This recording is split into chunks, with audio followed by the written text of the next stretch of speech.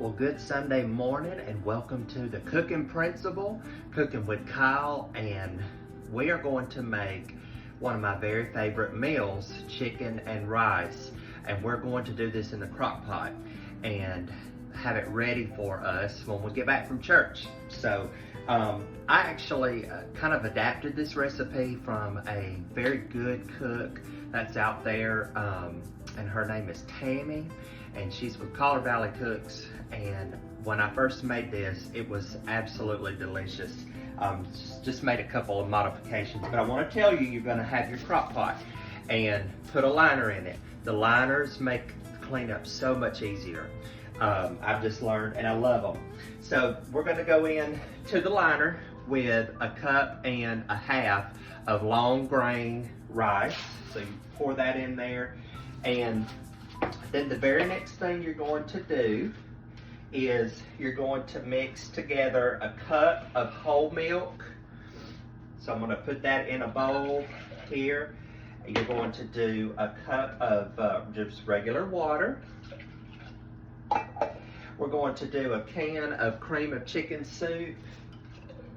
You can do fat-free if you like fat-free to make this, and actually the original recipe calls for skim milk, so you could do skim milk if you like. We just don't use a lot of skim milk. With baking, I do more whole milk because baking recipes turn out better that way. Now the seasonings I have listed here are, it's a teaspoon of sage, 2 tablespoons of poultry seasoning, 3/4 of a teaspoon of pepper, and 1/2 teaspoon of salt. So that goes in there. And I'm just going to whisk that together real good. My bowl here. I think I got this from Pampered Chef many years ago, and can't do without it. All right, so that is going to be a very flavorful sauce that's going to get our chicken and rice smelling really good.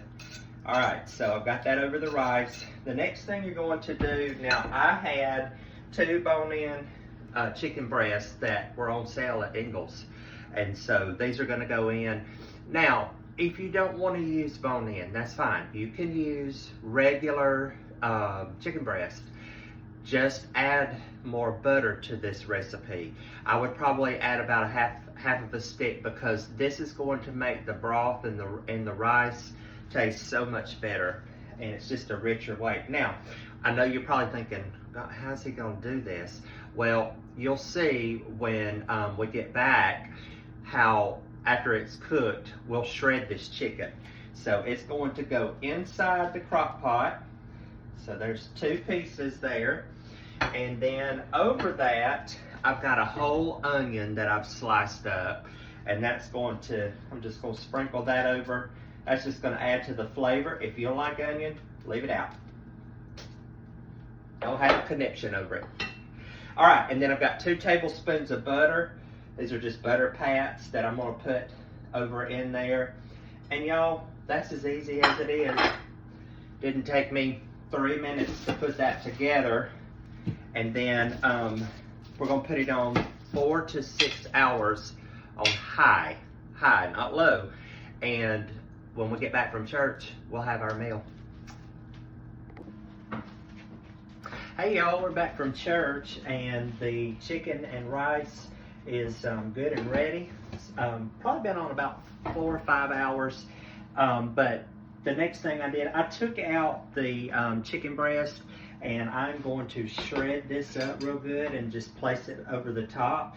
And you don't have to see me shred all of this, but just basically pulls off from the bone. And I'm going to leave the meat.